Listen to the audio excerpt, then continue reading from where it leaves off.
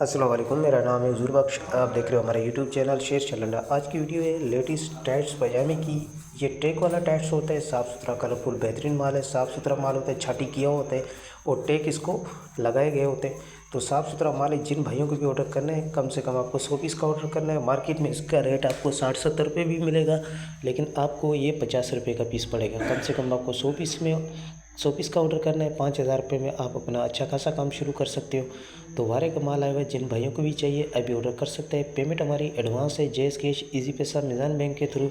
Delivery charges आपके होते हैं, चाहे चमाड़ीपुरा डे के हो, चाहे चमाड़ीपुरा डे से आपके अपने शहर के हो, ये दोनों आपको पे करने होते हैं। पूरे पाकिस्तान में माल हमारा टक्कर के थ्रू डिलीवर होता है। अगर हमारी वीडियो अच्छी लगे तो हमारे पेज को लाइक शेयर फॉलो लाजमी किया करें, क्योंकि हमारे हर आने वाली वीडियो आपको आसानी मिलती रहे। ये ताज़ा फ्रेश माल आया हुआ था, तो इसीलिए आप लोगों के लिए वीडियो बनाई गई है।